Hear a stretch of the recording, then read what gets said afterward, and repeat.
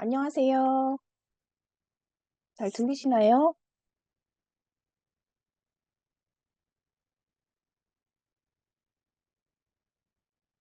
네, 잘 들립니다. 네. 네, 이제 저희가 강의를 들어보려고 합니다. 이번 강의는 인하대학교 다문화융합연구소에서 2024년부터는 이주사회 패러다임 전환에 따른 세계 시민 교육 강좌를 오픈하려고 합니다. 인하대학교의 다문화융합연구소와 정석학술정보관이 공동으로 개최하며 학생들과 시민들을 대상으로 매년 무료로 진행하는 강좌입니다. 이 강좌는 인하대학교 다문화융합연구소 소속 연구진들이 관련 분야의 연구를 수행하면서 얻은 연구 결과를 토대로 진행하게 됩니다. 다문화융합연구소는 지속 가능한 이주 사회를 위해 시민들에게 연구 결과를 공유하고 있습니다. 지금까지 관련 학계와 현장에서는 다문화 교육, 다문화 가족, 다문화 등의 용어가 이주민들에게 가장 차별적인 용어로 인식되고 있습니다. 본 연구소는 이주사회 패러다임을 수용하고 이주 시민이라는 용어를 사용하여 우리와 그들이라는 구분을 없애고 세계 시민으로 나아가기 위한 대장정의 행보를 이제 시작하고자 합니다. 우리 연구소의 연구 결과들을 시민들과 함께하고 이주사회로 가는 공존의 대열에 함께 해주셨으면 좋겠습니다. 2024년 공존의 사회학 이주시민과 세계시민이라는 테마로 강좌를 기획하였고 매달 마지막 주 월요일 약 90분의 비대면 강의를 준비하고 있습니다. 오늘 강좌는 첫 번째 강좌로 다문화융합연구소 소장님이신 김영순 교수님의 강연입니다. 많은 참여를 바라며 첫 번째 강연을 안내합니다. 오늘 강연해 주시는 김영순 교수님은 현재 인하대학교 사회교육과 교수님이시고 인하대학교 다문화융합연구소 소장님이십니다. 그리고 사단법인 공존과 이음 이사장이십니다. 오늘의 강연 주제는 존, 생, 그리고 산으로 강의를 듣고자 합니다. 김영순 교수님, 네, 목소리 잘 들릴까요? 안녕하세요. 네, 네, 잘 들립니다. 네, 뭐 대장정을 시작한다 그래가지고 굉장히 숙연해져가지고 걱정이 많이 돼요. 그래서 네, 여러분 안녕하세요. 우리 인하대학교에 같이 함께 더불어서 공부를 하고 있는 우리 인하대학교 구성원 여러분, 뭐 여기 학교 우리 학부 학생들도 있고 교직원분들도 계시고 또 연구자분들도 계시고요. 더불어서 우리 애정하는 그 인천 시민 여러분 안녕하십니까? 저희들이 매 학기 4개에서 5개 강좌 정도를 쭉 해오고 있죠. 도서관들과 연계해가지고 어떻게 하면 이제 우리 시민들이 더불어 사는 그런 이주 사회를 만들 것인가에 대해서 우리 연구소가 그 연구한 결과들을 함께 공유하는 그런 시간입니다. 저는 이제 1시간 정도를 가볍게 하려고 했는데 뭐 도서관에서 비교과 마일리지 이런 부분 때문에 형식적인 시간들이 있는 것 같아요. 그럼에도 불구하고 제가 이제 우리 그 도서관하고는 오랫동안 이런 그 시민 인문학 강좌들을 해왔고 또 책으로도 만들어졌습니다.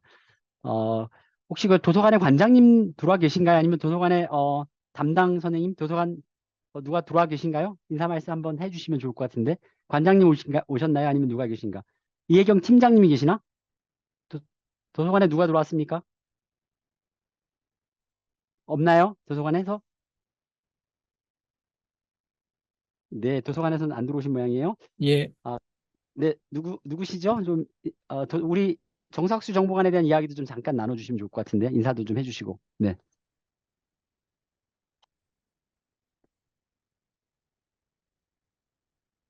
연결이 잘 안 된 모양입니다. 자, 그러면 제가 준비한 주제가 공존, 공생, 그리고 공산인데요. 여러분들이 아마 공존, 또 뭐, 공생, 뭐, 공존은 많이 들었던 얘기고, 우리 학교의 교양 과목으로도 공존의 인문학이라는 과목이 있었기 때문에 많이 들어봤을 것이고, 공생은 더불어 삶이라고 해가지고 유네스코가 지속적으로 이게 세계 시민 교육에 있어서 가장 핵심적인 키워드를 리빙 투게더라는 공생의 개념을 가지고 가죠. 더불어 삶 이렇게 얘기하는. 그리고 이제 공산에 대한 개념은 여러분 잘 안 들어보셨을 것 같아요. 그래서 이 공존, 공생, 그리고 공산의 개념을 가지고 좀 이야기를 이번 첫 시간에 좀 해볼까 생각하고 있습니다. 자, 처음에 제가 시작하는 그 말로 그 진리는 너희를 자유케 하리라, 뭐 또는 진리는 우리를 자유케 하리라라는 말을 많이 하죠. 교회에서도 많이 들어봤고, 여러분들의 대학에서도 많이 들어봤을 거예요. 과연 진리가 우리를 자유케 할까?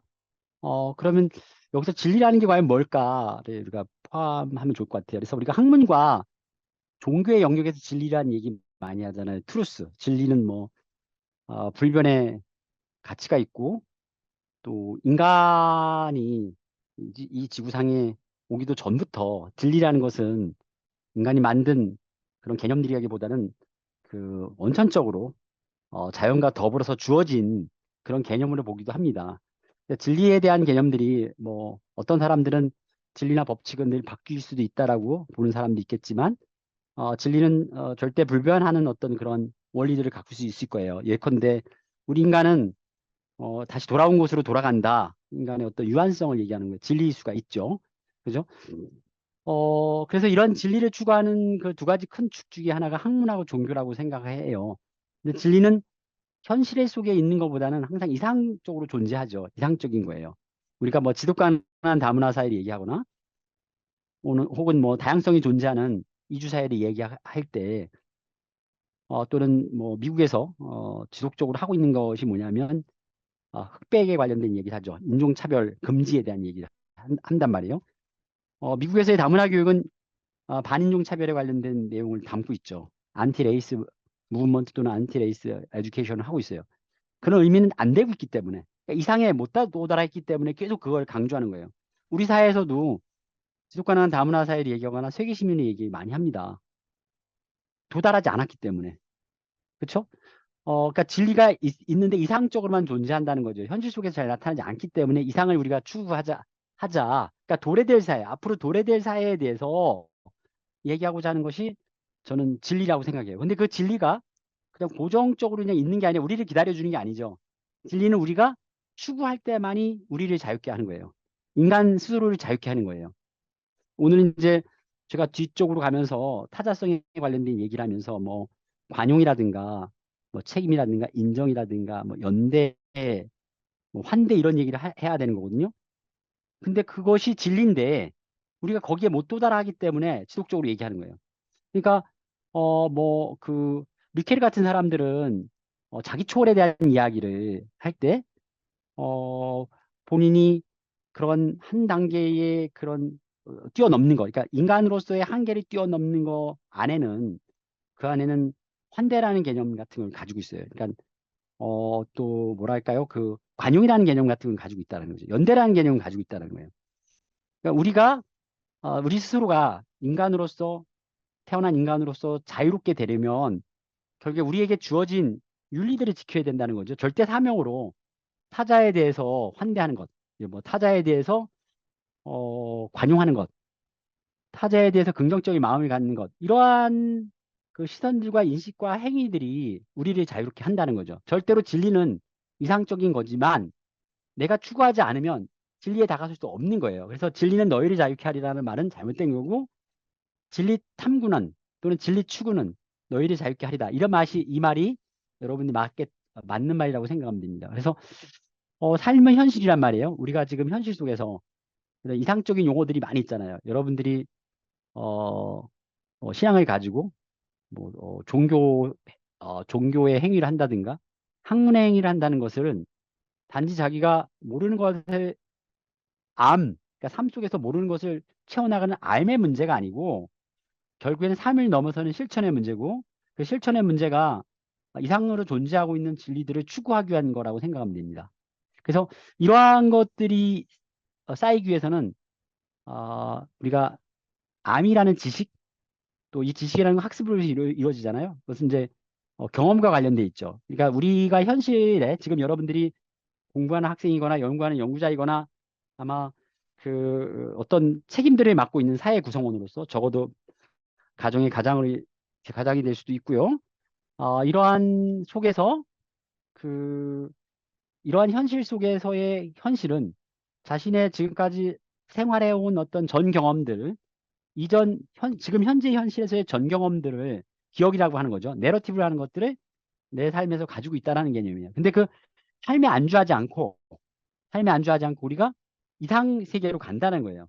이상 세계로 간다는 의미는 아까 얘기한 것처럼 인간으로서 내가 나를 초월하고 인간의 유한성들을 넘어서는 데 있어서 우리가 진리를 추구한다는 개념으로 여러분들이 이해하면 좋을 것 같습니다.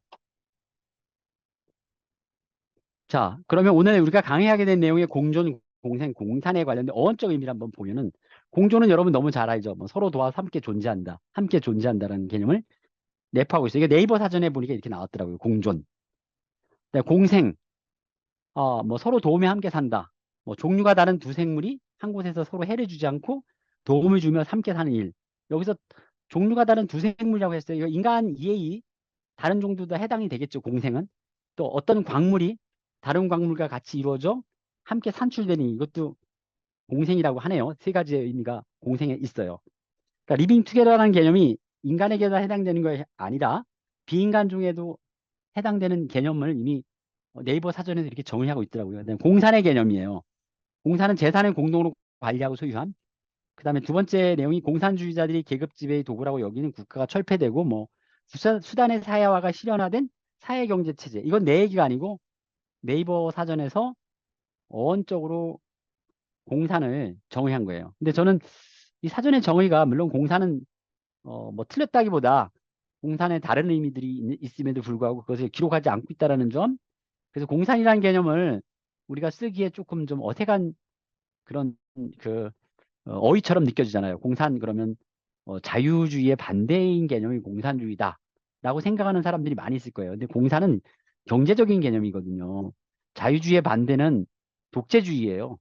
자유주의의 반대는 공산주의가 아니고 공산주의의 반대가 자본주의가 되는 거죠. 경제체제에 대한 얘기거든요. 공산주의라는 공동으로 재산을 소유하는 개념이죠. 그런데 이 공산에서 제가 네이버 사전에 정의가 다른 정의가 있어요. 근데 이게 여기 안 나와 있는 거예요. 공산의 개념 중에 하나가 뭐냐면 함께 생산하는 일이에요. 함께 경제 활동을 하는 일이에요. 그것이 빠져 있는 거야. 그냥 코어 프로덕션이라고 해요. 코어 프로덕션.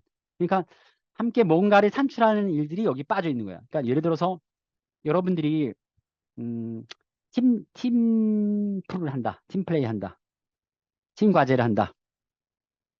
또 여러분들이 함께 협동해가지고 무슨 과업으로 안수한다. 이것도 다 공산의 개념에 속해 있는데 코어 프로덕션이죠. 코어 프로덕션 하는 개념인데 이게 빠져 있어요. 그리고 또 하나가 뭐냐면 공존이라는 개념도 그냥 서로 도와서 함께 존재한다는 그냥 명사형으로 되어 있고요. 그다음에 동사형에서 함께 존재하다, 공존하다라는 개념이 함께 존재하다는 개념이 있죠. 근데 존재하는데 어떠한 형태로 존재한다는 것이 이 사전에 나와 있지 않아요. 제가 얘기하고자 하는 공존은 끊임없이 서로 상호작용을 하고 선의의 방향으로 발전해가는 과정들을 저는 공존한다라고 얘기해요. 근데 그래서 공존의 반대는 무관심이에요. 공존의 반대는 비공존이 아니라 무관심하다는 거죠. 상대에 대해서, 타자에 대해서 무관심한 게, 바로 공존의 반대라고 생각해요. 그러니까 이주사회에서 가장 중요한 거, 다문화사회에서 가장, 다양한 사람들이 모여있는 데서 가장 중요한 공존의 개념은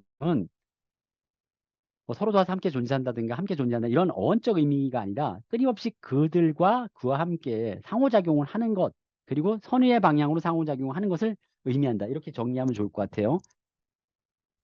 그래서 제가 공존, 공생, 공산에 관련된 내용을 제 강의에서 나오게 될 내용을 중심으로 이렇게 풀이를 해봤어요. 더불어 함께 존재하고 또 함께 생산하는, 함께 살고 함께 생산하는 것을 의미합니다. 사회적 상호작용을 하고 사회를 함께 이루고 공유하는 경제활동을 함께 합니다. 이게 가장 작은 단위가 가정이죠, 가정. 여러분의 배우자, 가족들이 함께 상호작용하고 가정이라는 사회를 이루고 경제도 공유하죠, 그 안에서. 이를 위해서는 무엇이 되기 위한 역량. 저는 그렇게 생각해요. 여러분들이 가족 구성원이 됐다, 사회 구성원이 됐다는 그런 역량보다도 이 사람들이 구성원으로서 가져야 될 역량보다도 더욱더 중요한 본질적인 것은 그 사람들의 윤리적 존재로의 인식이 되게 중요하다. 윤리적 존재로서의 실천이 중요하다는 거죠. 이렇게 쉽게 얘기하면 이런 겁니다. 여러분들이 대학원 어느 전공의 대학원생이 됐어. 그럼 그 전공이 추구하고 있는 목적이 있죠. 그게 진리가 있어요. 이상적으로 주어지는 진리가 있어요. 뭐 다문화교육학과, 뭐 인문융합치료학과 뭐 이런 학과가 있으면 다문화교육학과는 뭐 문화다양성에 대한 뭐 전문적인 지식을 습득해서 우리 사회를 변혁적으로 바꾸기 위한 그런 목적을 가지고 있다. 이렇게 정의해 봅시다. 그게 이상인 거예요. 그 학과에서 나온 사람들이 이상인 거야. 그러면 그거를 가도록 여러분의 일상적 삶, 학문적 삶에서 학문적 삶은 이런데 일상적 삶은 다르다. 이거는 윤리적 존재가 아니라는 거죠. 학문적인 삶과 그 일상적 삶이 일치할 수 있도록 노력해야지 그것이 윤리적인 존재라는 거죠. 여러분 이해하겠죠? 윤리적 존재가 뭔가. 그러면 여러분이 어떤 가정을 구성했어요.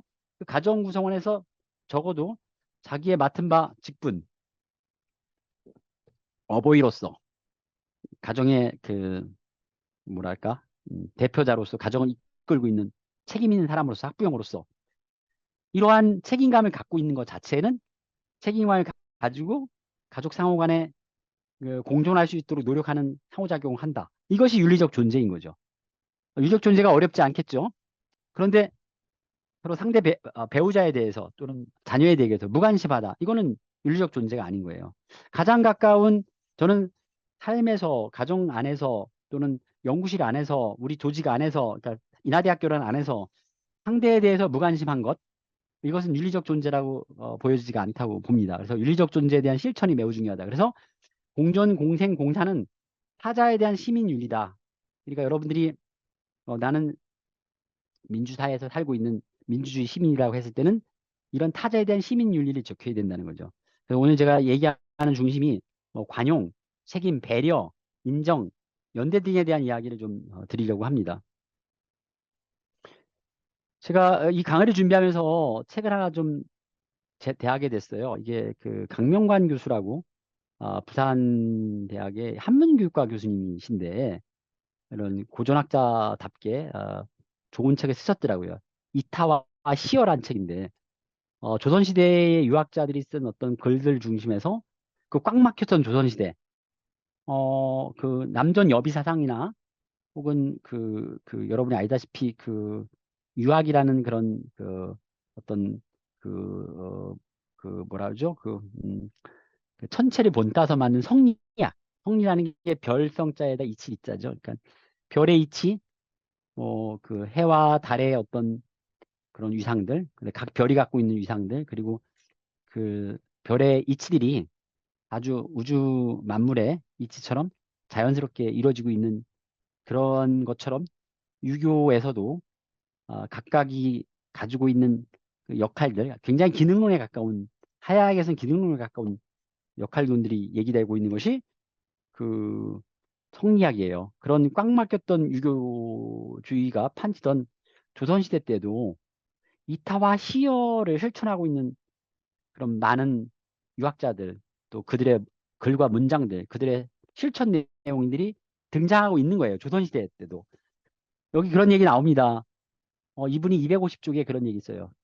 그 강명관 교수가 끝으로 우리에게 얘기하는 거예요. 이 독자들에게 끝으로 묻는다. 지금 여기 이기적 욕망에 기초한 화폐의 부단한 축적과 제한 없는 소비를 목적으로 하는 자본주의 사회에서 조건 없는 증여를 기초로 공생을 지향하는 이타적 행위는 과연 어떤 의미를 갖는 것인가? 궁금한 문제가 아닐 수 없다라고 성찰하고 있어요. 조선시대의 유학자들이 이야기를 꺼내놓으면서 얘기를 하고 있는 거예요. 여러분 이타라는 건 뭐냐면 여기 나와 있죠. 자기 손실을 감내하면서까지 남을 이롭게 하는 거. 이타. 그러니까 타자를 이롭게 하는 거죠. 타자를 이롭게 하는 거. 그다음에 뭐예요? 보상을 기대하지 않고 일방적으로 베푸는 시여. 그러니까 내가 누군가에게 좋은 일 하는 건데 보상을 기대하지 않아. 이런 것들이 우리 사회에 과연 신자본주의라고 할 수 있는 우리 사회에서 가능할 것인가? 여러분 스스로 한번 생각해 보세요. 과연 이것이 가능할 것인가? 여러분 작은 이윤에도 굉장히 밝잖아요. 그게 합리적인 거라고 생각하고 있어요. 그게 과연 합리적일 것인가? 저는 인간이 기본적으로 지금 서양의 철학자들이나 동양에서도 그렇고 끊임없이 윤리에 대해서 강조하고 있는 사람들이 타자에 대한 관심과 관용과 연대와 환대와 인정을 강조하고 있어요. 그럼으로써 너가 성립되려면 그냥 우리 스스로가 주체가 성립되려면 타자를 인정하고 타자에게 관용을 베풀고 타자를 환대하고 하는 그런 지상 윤리를 이야기하고 있음에도 불구하고 우리는 나에 대한 자기에 대한 나르시즘에 빠져 있지 않는가를 이 책을 통해서 여러분이 한번 점검해 보아야 되지 않을까. 오늘 제가 강연하고 있는 주된 내용도 그런 거거든요.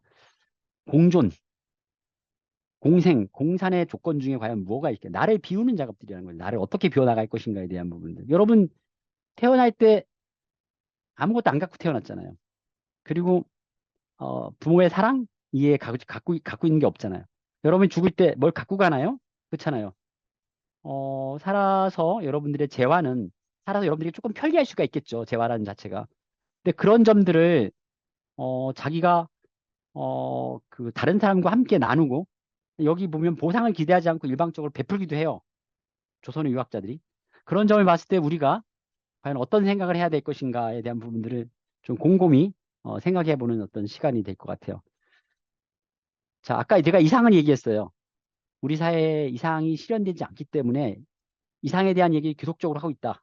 지금 유네스코가 리빙 투게더를 얘기하면서 그 GCED, 글로벌 시티즌십 에듀케이션을 강조하죠. 세계 시민 교육을 강조하고 있어요. 이거를 2015년 이래로 지금까지 거의 뭐 10년 가까이 계속 강조해요. 세계 시민을. 근데 강조하는 이유가 뭘까 한번 생각해 보세요. 이상이 이루어지고 있지 않다는 거죠. 이상적이지 않기 때문에 계속 이상을 제시하고 있는 거예요. 유네스코라는 단체가 초국적 단체죠. 그러면서 여기서 Learn to Live Together 해가지고 뭐 Living Together를 어떻게 할 것인가에 대한 방법론, 어떻게 배울 것인가에 대한 방법론을 제시하고 있는데 어렵지 않아요. Communications, 소통 필요하다는 거예요. 그 다음에 갈등, Conflict Resolution 해가지고 갈등 해결에 대한 얘기를 하고 있어요. 그다음에 Cultural Sensitivity, 문화 다양성, 문화 감수성을 얘기해요. 문화적으로 감수성을 갖도록 얘기해요. 그다음에 멀티링구아즘, 이것은 이제 뭐 다중 언어라고 볼 수가 있겠죠. 여러분들이 언어에 대한 이해를 얘기하고 있어요. 좀 약간의 그 멀티링구얼리즘 같은 경우는 그 런투 리브 투게더에서 어떻게 보면은 좀 생뚱맞을 수 있겠지만 여기서 여러분들이 멀티링구얼리즘 자체가 이런 거예요. 그러니까 내가 다른 언어, 영어를 하나 잘한다 이런 개념이 아니에요. 여기서 멀티링구얼리즘을 얘기할 때는 내가 어느 지역의 사투리를 이해한다든가 소수민족의 언어를 이해한다든가 그들의 관습과 문화를 이해한다든가 다 포함되는 얘기예요. 그리고 계층 안에서도 어, 중산층이 쓰는 언어가 있고 그렇지 않은 언어가 있잖아요. 근데 그렇지 않은 계층의 언어들까지 이해하는 걸 의미해요. 여기서 멀티링구얼리즘은 단지 foreign language라고 하는 외국어에 대해 한정되지 않다라는 거예요. 그러니까 다양한 계층의 언어를 이해할 수 있는 능력을 의미해요. 그것이 결국에는 뭐예요? 함께 살아가기 위한 그런 것을 배우는 점이라고 봐요. 제가 가끔 이제 우리 연구실에 석사 과정을 하지 않고 박사 과정을 바로 들어온 분들에게 그런 얘기를 해요.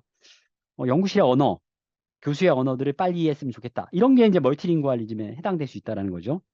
그 다음에 뭐예요? 어떻게 존재할 것인가의 런투비에 대한 내용들, 런투두 어떻게 행위할 것인가에 대한, 그 다음에 런투런 어떻게 학습할 것인가에 대한 내용들을 가지고 구성을 하고 있어요. 그래서 이 런투비 같은 경우는 오늘 제가 얘기하고 있는 많은 부분들이 런투비에 해당되고 런투두에 해당될 수 있어요. 런투런은 워낙 많이 알려져 있죠. 협동학습 해라, 팀 프로젝트를 해라, 또 뭐 문제 해결 학습을 해라, 이런 그런 학습에 관련된 얘기지만 존재에 대한 얘기에 대해서는 사실 그 이야기가 많이 되고 있잖아요. 단지 존재에 대한 이야기를 할 때 단지 행위자성, 주체성에 관련된 얘기를 하고 있지만 상호문화성에 대한 이야기라든가 적어도 타자성에 관련된 이야기는 잘 나타나지 않고 있어요. 그래서 그런 부분에 대한 이야기를 오늘 많이 하겠다라고 말씀을 드리고 싶어요. 자, 세계 시민의 과제가 17가지 과제. 이게 이제 17가지 과제하고 78가지의 세부 과제들, 이 안에 세부 과제들이 있는데 그중에 우리가 좀 봐야 될 것 중에 하나가 뭐 양성평등에 관련된 것도 들어가 있죠. 양질의 교육. 이 퀄리티 에듀케이션이라는 이 양질의 교육도 굉장히 중요해요. 모든 사람들이 양질의 교육을 받을 수 있는 권리를 부여받고 있다라는 개념들, 뭐 이런 것들. 그다음에 지속 가능한 도시라든가 지속 가능한 소비와 생산 이런 내용들, 이런 내용들은 가져야 될 목표고요. 그런 목표들을 완수하기 위해서 필요한 것들이 파트너십 있죠. 저 밑에 파트너십이나 평화와 정의 제도.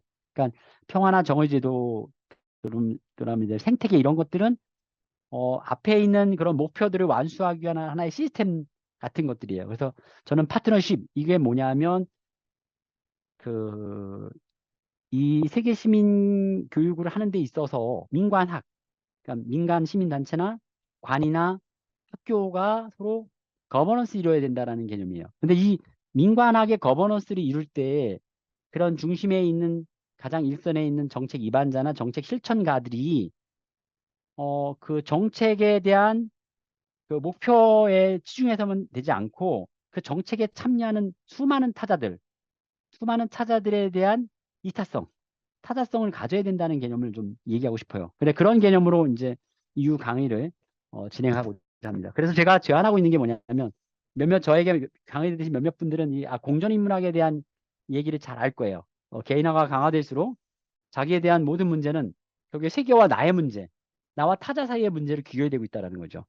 그러니까 여러분 여기에 여러분들이 사회적 지위로 그 뭐 교수자, 또 연구자, 또 뭐 부모 이런 다 사회적 지위를 가지고 있을 거예요. 부모라는 것은 자녀가 없으면 부모가 성립되고 있지 않는 거고요. 그 학생이 없으면 교수자가 성립되지 않는 거죠. 그러니까 나와 타자 사이야. 내가 교수라면 타자인 학생이 없으면 결국에는 나라는 지위가 성립되지 않는 거예요. 그래서 결국에 모든 문제는 나와 타자 사이의 문제로 귀결된다고 볼 수가 있겠죠. 그래서 저는 그래서 이 주체라고 할 수 있는 한 사람의 심리적 표상에는 다른 존재가 어떤 방식으로든 자리 잡고 있다. 그래서 저는 공존의 동기가 바로 다른 존재, 타자가 나에게 표상하고 있을 때 등장하고 있는 문제이기 때문에 우리는 이미 공존의 합리성을 가지고 얘기할 수 있어야 된다는 생각을 하고 있어요. 그래서 공존을 이루는 과정 없이 또는 개인 혹은 자기에 대한 문제를 해결하기 어렵다. 반드시 내 문제를 해결하기 위해서는 타자에 대한 문제들을 우리가 생각해야 된다는 거죠. 그래서 자기에 대한 문제는 언제나 타자를 지향하고 숙고되고 고려되어야 돼요. 그러니까 오늘 제가 고려에 대한 얘기도 할 거예요.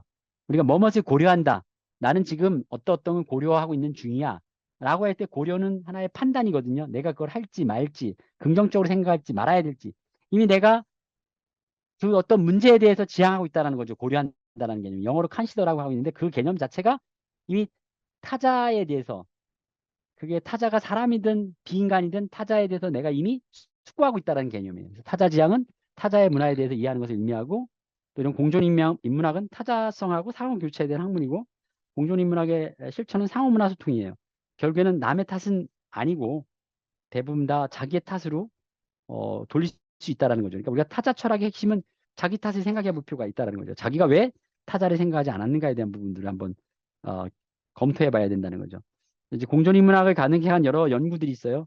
후설이 얘기한 어떤 타자 철학들, 현상학자들이 얘기하고 있는 것들이죠. 그 이전에 후설 이전의 학자들은 사유의 주체를 인간으로 놓고 봤어요. 지극히 자기주도적 행위라고 볼 수가 있겠죠. 인식의 주체는 나다라고 볼 수가 있는데 후설에 와가지고는 무엇인가를 지향하고 있다는 거죠. 나의 사유는 누군가를 무엇인가를 지향하고 있다. 라는 지향성에서 나온 거죠. 그래서 이 타자 철학의 핵심은 지향성부터 출발한다는 거죠. 그래서 그 이후에 이제 뭐 나와 너의 대화라는 것을 많이 알려진 부보라는 학자가 있죠. 그래서 인간의 관계를 나와 너의 관계와 나와 그것의 관계로 구분하고 있어요. 그래서 나와 그것의 관계는 지향하고 나와 너의 대화 관계로 가야 된다는 얘기를 지금 하고 있는 거죠. 그다음에 바흐친 같은 사람은 존재한다는 것은 교류하는 것이라고 얘기하고 있고요. 뭐 헤겔이나 호네트 같은 사람은 상호 인정 투쟁을 통해서 공존한다. 서로 인정을 투쟁이라는 의미의 싸우는 개념이 아니라 서로 인정을 하는 개념들을 우리가 의미해요. 리케르 같은 사람은 어떤 인간의 정체성은 타자의 관계 속에서만 유지된다라고 해서 정체성하고 결부하고 있는 문제예요. 그래서 이제 공존의 인간이라는 것은 인간과 인간 간의 어떤 공존만 의미하지 않고 하늘과 땅과의 공존, 이게 자연과의 공존이죠. 그다음에 생물과의 공존, 모든 살아있는 거의 공존. 그것을 그대로 영유권을 지닌 인간 자체가, 그러니까 우리가 영유권을 이질적인 요인들을 그 머릿속에 가지고 있죠. 여러분들이 공부하고 싶은데 배가 고프면 밥을 먹고 싶잖아요. 그러니까 그 영육 간의 갈등 자체를 여러분들이 스스로 느껴요. 그래서 영육 간의 갈등을 연구하는 학문이 심리학이죠. 그죠? 그러니까 내 마음속에 내면의 어떤 갈등을 연구하고 내면의 심적인 그런 상태들을 연구하는 것이 심리학이잖아요. 그래서 영유권을 지닌 인간은 저는 그 영유권이 그 정적인 상태, 평화로운 상태로 존재하는 게 아니라 항상 사회적 상호작용처럼 영유권도 그 안에 서로 투쟁하고 저항하고 그 부자연스럽게 있기 때문에 늘 끊임없이 그 변증법적인 그런 흐름을 가지고 움직이겠죠. 그래서 저는 인간 자체도 공존체가 아닌가, 영유권을 가지고 있는 공존체가 아닌가. 그 다른 영유권하고 만나는 게 이제 공존 대 공존의 만남이라고 볼 수가 있겠죠. 그래서 제가 이런 설명을 좀 해봤어요. 그러니까 문화하고 자연하고 뭐 저 그림 설명 안 해도 잘 알 거예요. 어떻게 교류하고 있는지, 그 문화와 문화 간에 넘어서는 교류는 어떻게 되고 있는지 이렇게 우리가 볼 수가 있겠고요. 그다음에 이 그림도 인간이 영유권을 가지고 있는데 그 인간이라는 작은 소우주하고 세계라는 대우주 사이에서 영유권을 가진 인간이 세계, 영유권을 내포하고 있는 어떤 세계하고 어떤 교류를 하고 있는지에 대한 부분이고요. 역시 이것도 역시 여러 인간들이 자연과 둘러싸여 있고 그것을 서로 상호문화 소통하기 위해서 인간과 인간 간의 어떤 이해, 소통, 협동, 연대, 공감 이런 거는 상대적으로 이건 윤리라기보다 서로 상호문화성, 서로 상대방을 이해하기 위해서 필요 알아야 되는 지식하고 실천적 차원이에요. 근데 윤리적 차원은 이제 지금부터 이제 얘기가 하게 되겠지만 뭐 아까 얘기한 것처럼 관용이라든가 또 고려라든가 또 환대라든가 이런 게 이제 윤리적 차원이라고 볼 수가 있겠죠. 그래서 우리 교육과정에 오랫동안 1960년대 이후로 한국의 교육과정은 홍익인간 정신을 가지고 있고 위로는 하늘을 우러르고 사람들 사이에서 요 경천에는 우리가 좀 알아둬야 될 거예요. 뒤에 가서도 제가 에타액이란 얘기 좀 할 건데요. 그 에타액이 나를 애기에타 나를 사랑하듯 타자를 사랑하라는 개념이거든요. 이게 도산 안창호 선생님 얘기예요. 우리나라에 나와 있는 어, 건국 신화에 등장하고 있는 홍인간의 정신하고 경천애인의 정신이나 그 서양 철학에서 얘기하는 타자의 철학이나 이맥 상통하고 있는 걸 볼 수 있고 우리나라 교육과정에서도 2022 교육과정에 더불어 사는 인간 이런 인재상으로도 타자에 대해서 표상하고 있다는 부분들 여러분이 좀 체크할 필요가 있다. 그래서 이제 많은 사람들이 그 미래 사회에 대해서 이야기를 나눠요. 오늘 제가 아침에 인천광역시 교육청에 무슨 뭐 전문직들을 대상으로 강연을 했어요. 근데 주제가 미래 사회와 아, 미래 사 아, 미래 사회 변화와 미래 사회 변화와 뭐 교육 정책 이런 이야기를 했는데 그 미래 교육을 쭉 이제 연구자들 교육학자들 것을 주로 살펴보다 보니까 그 AI 융합 능력이라든가 뭐 생태 문화 역량이라든가 그래놓고 주로 그 역량 중심 얘기하고 있더라고요. 근데 저는 그 역량 논의에서 빠진 게 과연 뭘까? 이게 시민 윤리들이 빠져 있더라고요. 어떻게 인간이 다른 인간들을 대하고 다른 인간에 대한 인식을 하고 다른 인간들에게 그냥 뭐 사회적 예절을 지키는 게 아니라 인간으로서 인간으로 태어났으면 이 시민 윤리를 지켜야 되는 거죠. 행해야 되는 것. 이런 부분에 대해서 강조되지 않고 있음을 좀 느낄 수가 있었어요. 그래서 오늘 이제 여러분들과 한번 논의하고 싶은 내용들이 시민 윤리들이 뭐가 있고 우리는 그것을 여러분들 윤리를 행하고 있는지를 여러분에 묻고 싶어요. 그러니까 여러분들이 오늘 공부하면서 나는 저렇게 다른 사람을 고려하고 있는지, 다른 사람의 관용을 베풀고 있는지, 더 넘어가서 다른 사람하고 대화하고 소통하고 나아가 환대하는지, 또 연대하려고 노력하는지를 한번 여러분이 체크하시는 시간이 됐으면 좋을 것 같아요. 자, 그러면서 이제 저희가 그 상호문화주의는 여러분이 너무 잘 알고 있죠. 그래서 이 상호문화주의라는 것은 타자성을 내포한 세계 시민성을 포괄하고 있다는 것. 지금 이제 세계는 다문화주의에서 상호문화주의로 넘어가는 이른바 그런 패러다임의 어떤 전환 시기 그리고 이주사회에서의 어떤 내용으로서 상호문화주의를 많이 강조하고 있다는 것. 그래서 저는 이제 다문화 사회 대신에 이주사회로 또 뭐 다문화 가정, 뭐 다문화 시민 이런 말을 쓰기 전에는 이주 시민 이런 말을 쓰자라고 좀 요즘에 강조하고 있는데요. 다문화 학생 대신에 이주 배경 학생 뭐 이런 것을 권장하고 있습니다. 그래서 이주 사회로서의 패러다임. 왜냐하면 그 이유는 우리 모두가 이주를 해온 사람이다라고 여러분들이 생각하면 좋을 것 같아요. 여기서 제가 한번 퀴즈 하나 내고 가야 될 것 같은데 내가 이주 얘기를 했으니까 말이죠. 그 여러분들 혹시나 어린 왕자가 방문한 지구별은 어린 왕자가 몇 번째 방문한 별일까요? 아시는 분? 여러분 저기 그 채팅방에다가 적어주세요. 하나, 둘, 셋 하면 적으세요. 동시에 적어야 돼. 어떤 분이 쓴 것도 보고 적으면 안 되니까. 자, 준비해 주세요. 하나, 둘, 셋 적어주세요. 몇 번째 별일까요? 어린 왕자가 방문한 몇 번째 별일까? 음.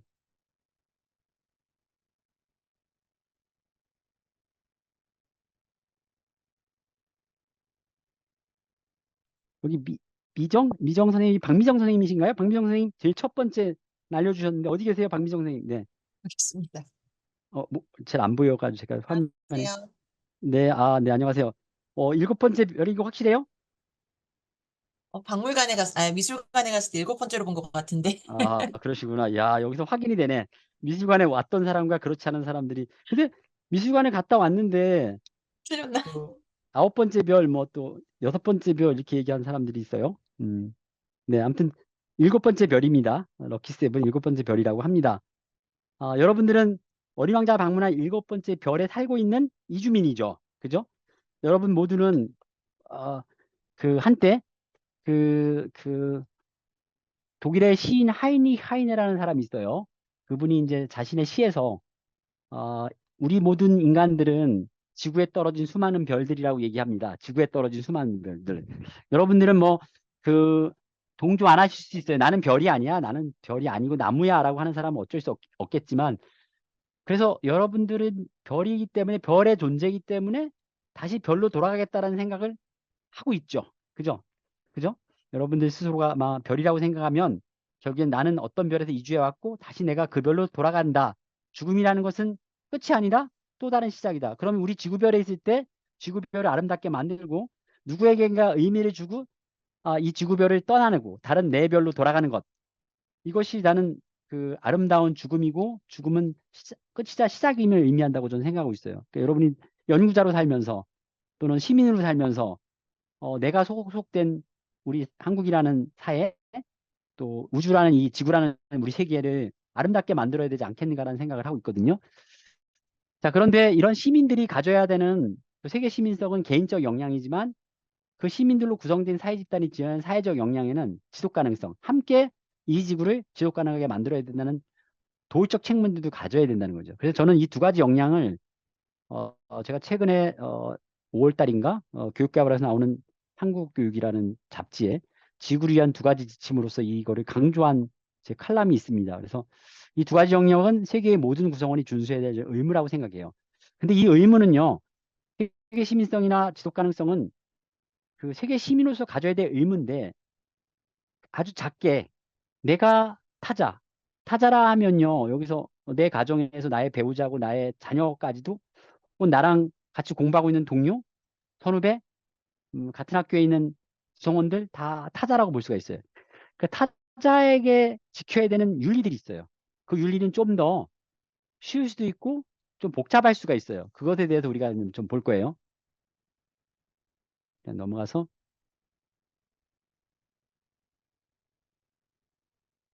자, 공유된 미래에 대해서 우리가 준비해야 될 게 있는데 그 공유된 미래에 대해서는 일상생활에서 보다 우리가 두 가지 제가 질문을 여러분들에게 한번 시민으로서 드리고 싶은데 그 첫 번째 문제는 뭐냐면 일상생활에서 보다 공정하게 평화롭고 관용적이고 포괄적이고 지속 가능한 세상을 만들기 위해서 생활하기 위해서 우리는 어떻게 잠깐만 이게 여러분들의 잠깐만 이게 안 내려가네. 어떻게 하나. 어떻게 긍정적으로 기여할 수 있는가에 대한 문제 또 그리고 어, 또 하나가 뭐냐면 지역 및 세계적 차원에서 지속 가능한 발전을 지원하는 세계 시민으로 우리는 무엇을 할 수 있을까? 그러니까 여러분들이 세계 시민으로서 내가 해야 될 의무가 뭔지, 윤리적 자세는 뭔지, 이건 세계 시민으로서 얘기하는 거예요. 이거는 아마 좀 넓은 의미의 폭이 큰 개념이라고 볼 수가 있어요. 그런데 가깝게 내가 1차 사회와 가족 구성원으로서 또 어떤 연구실에서 우리 학교에서 인천시의 시민으로서 내가 행해야 될 내용들, 내가 가져야 될 윤리들, 내가 다른 사람에게 지켜야 될 것들, 뭐 지하철에서 조용히 이야기하는 것, 이건 에티켓이에요. 이건 윤리라기보다 그냥 예절이에요. 여러분 예절과 윤리의 차이점 아세요? 그 윤리는 지켜야 될 의무, 인간으로서 시민으로서 지켜야 될 의무를 행하는 거고, 그러니까 책무를 행하는 거죠. 책임을 다하는 거예요. 예절은 지켜도 되고 안 지켜도 되고, 예절을 안 지키면 그냥 무례한 사람, 법적 조치는 없어요. 예절을 안 지키면. 근데 책임은 법적 조치는 없죠. 근데 도덕적 조치가 있는 거예요. 그래서 윤리예요, 윤리. 그러니까 도덕적 조치는 여러분이 행해야 되고 안 행해도 되는데, 아까 얘기한 것처럼 행했을 경우에는 자기 초월. 다시 얘기하면 진리에 다다를 수 있는 수행을 하고 있는 거고, 행하지 않았을 때는 그냥 여러분들이 그냥 제자리에 있는 거죠. 나만을 알고 있는 그냥 하나의 그런 반시민적인 그런 뭐랄까 시민이 되는 거죠. 그래서 이제 세계 시민교육과 지속 가능 발전 교육에 6대 역량이 있어요. 뭐 비판적 사고, 성찰, 대화, 참여, 문제 해결 능력, 창의성. 이런 거는 그 유네스코가 이런 초국적 기관에서 이미 그 세계 시민교육에서 강조하고 있는 가이드북에서 강조하고 있는 내용들이에요. 이것들은 사실 학교 교육에서도 충분히 우리가 습득할 수 있는 내용들이에요. 근데 제가 아까 계속 강조하고 있는 타자에 대한 윤리는 학교 교육에서 공교롭게도 잘 얘기를 하지 않더라고요. 여러분 학교 교육에서 뭐 관용환대 뭐 이런 얘기 잘 안 하죠. 그래서 영양 함량의 문제만 해결하면 되는가라는 제가 그 퀘스천하고 한번 성찰해봤어요. 우리가 세계 시민으로서 영양 함량 아까 얘기한 것처럼 뭐 소통하고 다양한 언어에 대해서 뭐 이해하고 문제 해결을 할 수 있고 이런 것만 있어가지고 그 시민이 되느냐라는 문제인데 그렇지 않다라는 것을 이제 얘기하고 싶은 거죠. 그 타자성에 대한 거예요. 제가 한때 대학원에서도 이게 타자 철학에 대해서 수업을 좀 했는데요. 그 타자성이라는 개념은 잠깐만요. 그 앞에서 얘기한 어떤 세계 시민의 역량과 더불어서 개인이 지녀야 할 어떤 윤리, 개인적 차원에서의 윤리를 의미하는 거예요. 그래서 이 개인의 윤리들은 세계 시민 교육의 기본이 되는 상호문화성이자 타자성을 포괄하고 있다는 거죠. 그래서 이주사에서 타자의 존재는 나와 다른 문화를 둘레로 지닌 존재들이고, 그리고 타자의 존재가 어떻게 내 앞에 계시될 수 있는가? 타자의 존재가 내 앞에 계시되기 위해서는요. 첫 번째 무슨 얘기가 중요하면 하이데거의 얘기인데 고려. 아까 컨시더라고 얘기 드렸었죠. 나는 무엇을 고려하고 있어. 여러분 고려한다는 말을 잘 쓰지 않죠. 나는 지금 뭐 휴가를 고려하고 있어? 나는 지금 공부를 열심히 할 고려를 하고 있어? 이런 고려라는 말이 조금 어색한 말이기도 해요. 붙일 때. 근데 이 고려를 하게 하는 순간부터 타자의 개념이 나한테 들어오는 거예요. 고려도 안 하는 사람들이 많아요. 그러니까 이 고려라는 것은 판단이 다양하게 나타날 수 있어요. 여기 그런 얘기를 하잖아요. 타자들이 만날 때 고려의 형태로 나타나는데 이를테면 돌보고 보살핌으로 나타나기도 해요. 이거는 긍정적이고 돌봄의 대상으로 보이는 건데 고려의 결손적 형태, 그러니까 무차별적 형태로 나타날 수도 있어요. 그래서 그 고려의 그 타자는 배려의 대상이 아니라 고려의 대상이다라고 얘기할 수 있다라는 거죠. 그러니까 우리가 타자를 그 대할 때 사실 배려라는 측면을 많이 얘기하고 있지만 배려가 아니라 이미 고려의 대상이다. 근데 고려라는 것은 서로 협력할 수도 있고 반목할 수도 있고 무시할 수도 있고 그냥 지나치고 서로 모른 체 하는 것 등이 고려에 해당되고 있다는 거죠.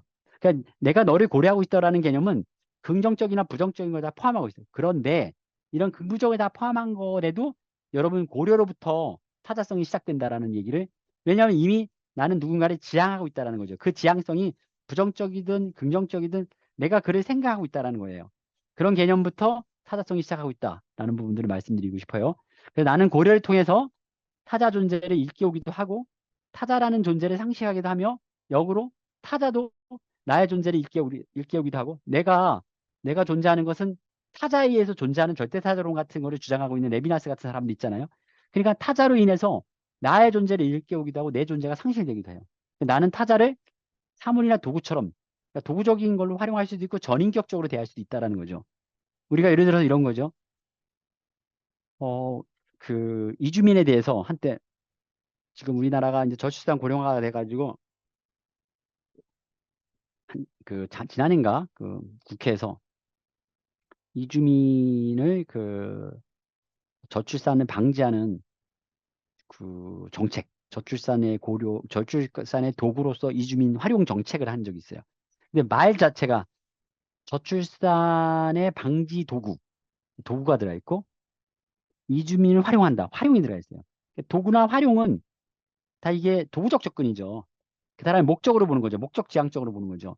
인간은 목적 지향적으로 그, 그 활용될 대상이 아니죠. 인간은 전인격적으로, 헐리스틱 어프로치라고 하는 전인격적으로 대해야 된다는 거예요. 그러니까 여러분, 고려라는 측면에서는 앞에서 얘기한 것처럼 활용적인 측면을 최소한 갖는 것 자체도 고려에 들어가는 거예요. 근데 우리가 고려를 넘어서서 이제 관용이라든가 뭐 이해라든가 이제 앞으로 이제 넘어갈 단계 인정이라든가 이런 넘어갈 단계들이 나오고 있어요. 근데 사실상 하이데거라는 것은 하이데거의 윤리에서는 고려를 넘어서 배려를 토대로 하고 있고 배려는 고려를 넘어서 타자의 존재를 회복하는 지름길이라고 얘기합니다. 타자의 존재를 회복하려면 그게 배려해야 된다는 개념을 가지고 있어요. 고려를 넘어서서 배려로 가야 된다는 거죠. 그래서 이런 배려를 포함해서 고려로 출발한 배려를 포함해 가지고 타자 철학에서 강조하고 있는 타자에 대한 윤리적 태도가 몇 가지가 있어요. 관용이라든가 책임이라든가 환대, 인정, 연대 이런 부분들을 사실 인정 안에 연대를 포함시키기도 하죠. 근데 이러한 개념들을 좀 우리가 좀 볼 건데 특히 그 관용은 그 A와 B 사이에 차이가 있어야 돼요. 그두 번째 관용의 걸 보면은 관용의 대상은 반대하거나 싫은 것이어야 돼. 그냥 예를 들어서 여러분이 누구에게 관용을 베풀어야 된다 하는 것을 얘기할 때는 그 사람이 나하고 반대하는 의지를 가졌거나 내가 좋아하지 않는 것을 좋아하거나 했을 때 관용을 베푸는 거예요. 관용의 문제는 갈등 관계에 있는 대상에서만 관용이 존재되는 거예요. 그러니까 우리가 여러분들 이주민 정책을 할 때 그런 얘기 많이 하죠. 피해적 대상이다.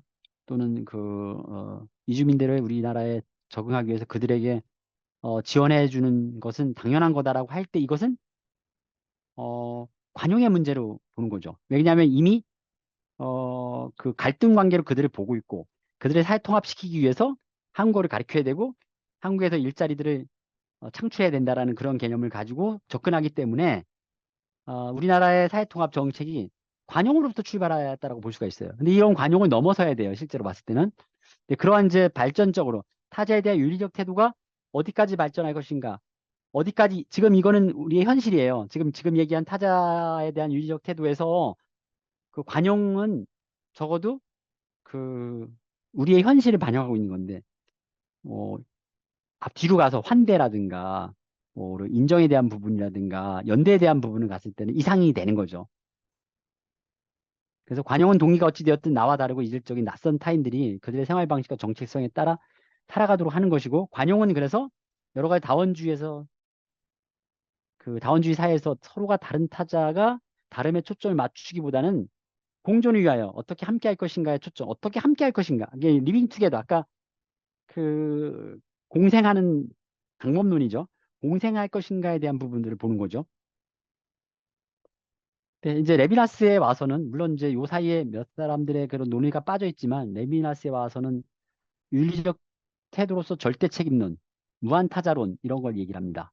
그러니까 나란 주체는 타자 없이는 성립할 수 없는 개념이라는 거죠. 대단히 어떻게 보면 진보적이고도 극단적인 발상이죠. 나는 나로서 존재할 수 없다라는 거죠. 뿐만 아니라 이 사람은 이런 얘기해요. 나는 빚을 지고 있다. 주체는 나는 빚을 지고 있다. 타자로부터 빚을 지고 있다는 거예요. 내가 있는 존재. 그러니까 여러분들이 한번 생각해 보세요.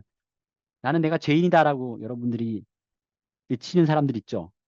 그 전형적인 기독교인들은 본인들이 다 원죄를 갖고 있는 죄인이라고 얘기해요. 그래서 죄 사함을 받기 위해서 주일 예배를 매주 주일 예배를 가죠.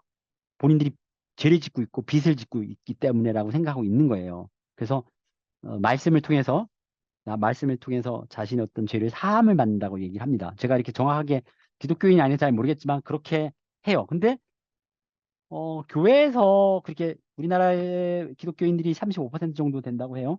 35% 정도가 다 타자에 대한 빚을 지고 있다라고 봐요. 그러면 타자에 대한 또 윤리적 태도들이 강하게 나타나야 되는데도 불구하고 그렇지 않아요. 지금 여기서 그런 얘기를 합니다. 레미나스는 구체적으로 타자를 약하고 가난한 과부와 고아라고 말하고 있어요. 이러한 타자에 대해서 나는 빚을 지고 있다고 얘기해요. 빚을 지고 있다. 거기서부터 무한 타자론이 출발하고 있다는 거죠. 이와 같은 타자에 대한 책임을 레비나스는 시간의 통치성을 설명하고 있고, 그리고 나와 무관해 보이는 타자의 불행. 여러분 주변에 다니다 보면 상대적으로 불행한 사람들이 많잖아요. 실제로 봤을 때. 근데 그것은 과거의 통치성에 그들의 불행이 과거의 통치성에 묶여 있는 거예요. 나하고 무관하지 않다라는 거야. 나는 과거의 통치성에 내가 자유롭지 않다라는 거야. 이게 굉장히 어려운 말일 수가 있어요. 그래서 나는 빚을 지기 때문에 나는 타자에 대한 책임을 가지고 해야 된다라는 거죠. 놀라운 얘기예요, 놀라운 얘기. 이 얘기는. 그래서 내가 지니는 타자에 대한 책임은 무한 책임론이에요. 그러니까 계속적으로 타자에게 잘해야 되는 거야. 타자의 얼굴은 다른 타자의 존재를 계시하고 있다는 거죠. 그러니까 여러분들이 만나는 오늘 아침에 여러분이 출근하면서 전철에서 또는 학교 교정에서 식당에서 잘 모르는 사람들이야.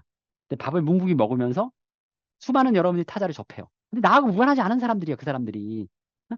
그 사람들이, 그 사람들의 어떤 주변에 일어나는 일들이 나하고 절대 무관하지 않아. 이게 세계신론의 핵심이에요. 우리가 세계 다른 나라에서 있었던 일에 대해서 무관하지 않는 것처럼 내 주변에 있는 타자들의 일들이 나하고 무관하지 않다라는 거야.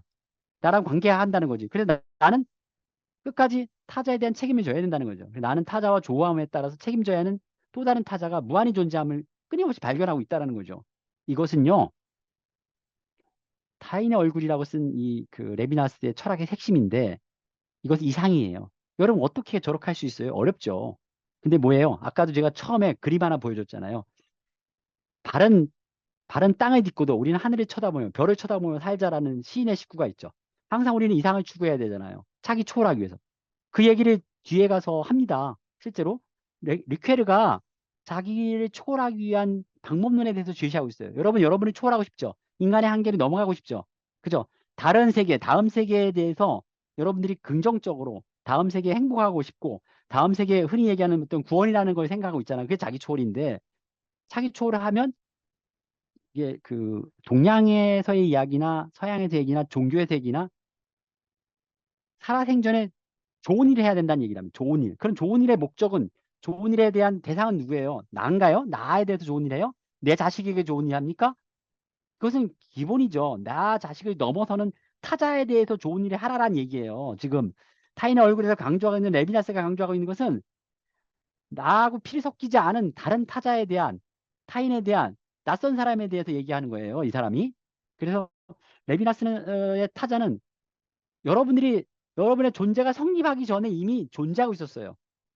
여러분의 저산에 있는 소나무, 그 다음에 여러분들이 관심을 갖지 않을 그러면 길냥이의 존재들. 이거는 내가 이 지구상에 존재하기 전에 존재하고 있을 수도 있다라는 거예요.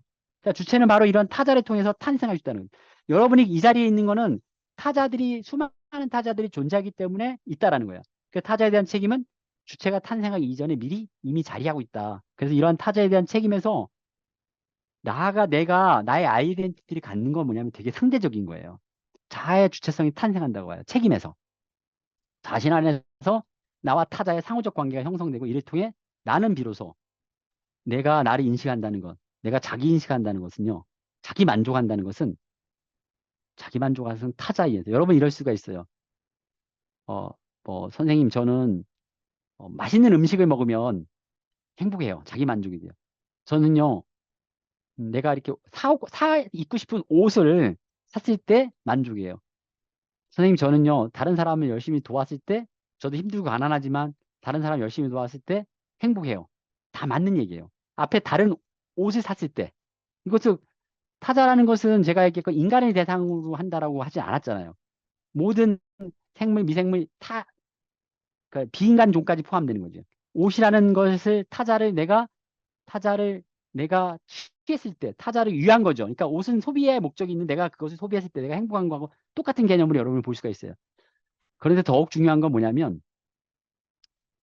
가난하고 헐벗고 굶주린 자에 대한 얘기냐, 굶주린 것에 대한 얘기를 하는 거예요. 그러니까 여러분들이 호랑이에 대해서 밀림의 왕국에 있는 호랑이에 대해서 물론 요즘에 호랑이가 막 없어지고 그러니까 호랑이도 생각해야 되지만 호랑이에 대한 부분보다는 아까 길 잃은 길냥이에 대한 부분들이 더 타자성에 가깝지 않을까라는 생각도 해봅니다. 그 레비나스는 고통받는 타인에 대한 책임감을 갖는 것이 형이사학적 의미에서 절대자로 향하는 자기 초월로 이해하고 있어요. 그러니까 여러분들이 창조됐다고 생각하는 사람들이 많을 거예요. 그러니까 창조됐다라고 할 때 신의 섭리에 의해서 우리가 만들어졌단 말이에요. 그때 그런 그 나의 창조자, 기독교에서는 주님이죠. 주님의 목적에 맞는 것, 그것은 이제 자기 초월로 가는데 그것 자체가 타인에 대한 책임감을 갖는 거야. 너무 대단한 얘기 아니? 타인의 책임감을 가져야 된다는 거죠. 그래서 나 주체가 지닌 절대자로서의 초월 욕망과 타인에 대한 책임을 누가? 레비나스가 연결하고 있다라는 거죠. 그래서 절대 타자에 대한 욕망은 무한히 열려 있어요. 타인의 호소에 우리가 타인의 어려움에 귀를 기울이는 거야. 그다음에 그의 요청을 받아들여야 된다는 거죠. 그럴수록 자기 초월은 더욱 강해지며 타인에 대한 책임감도 커져요. 여러분 누가 여러분에게 도움을 요청해요. 근데 그냥 무시해버려. 여러분 그거 똑같아요. 카톡에 일십하는 사람들 있죠. 오늘부터 일십하지 마세요. 여러분들에게 뭔가를 얘기하실 때 적어도 일은 없애버리세요. 일거는 줘야죠. 왜 일십을 그냥 일이라고 해놓고 아예 보지도 않고 하는 사람들이 많잖아요. 그럼 안 된다는 거예요. 자기 초월을 못하고 있는 거예요. 타자에 대한 책임은 각자가 서로 인식하거나 향유의 대상으로 환원하지 않으며 향유의 대상이 아니에요. 서로의 고유성. 자, 부부 관계에서도 마찬가지예요. 여러분 가장 가까운 배우자 관계에서도 아내나 남편이나 또는 나의 가족은 나의 소유물이 아니라 그의 고유성과 개별성을 인정해줘야 돼. 그의 고유성과 개별성이 실현될 수 있도록 하는 거예요. 그러니까 그 배우자의 관계가 서로가 향유되는 관계가 아니라 그의 고유성들을 실현할 수 있도록 해준 거야. 그것이 아주 어렵지 않은 타자에 대한 책임인 거예요. 그래서 레비나스는 생애 경험을 통해 깨달은 타자에 대한 윤리적 책임에서 사람답게 사는 삶 발견하고 타자 중심의 책임 윤리학. 그래서 타자를 생각하는 책임을 제1의 윤리학이라고 얘기하고 제1의 철학이라고 얘기하고 있어요. 이 그 레비나스가. 그래서 레비나스는 책임 윤리학을 통해서 소외당하는 이들의 권리가 존중받을 수 있기를 기대하였다라는 거예요. 제가 많이 환대라는 얘기를 할 때 가져오는 그 시 중에 하나인데요. 이 시를 한번 어느 분이 읽어볼까요? 잠깐만요. 갑자기 슉 넘어갔지? 예. 누가 읽어볼 수 있을까요? 어느 분께서 한번 응? 누구한테 한번 이 시를 잘 읽으시는 분들이 누가 있을까요? 이혜경 팀장님 들어보셨네? 아까 네. 내가 저 도서관에서 인사하라 그랬더니 인사도 안 하시고 지금 아, 인사해 죄송합니다. 보세요. 내가 지금 보이네. 네네.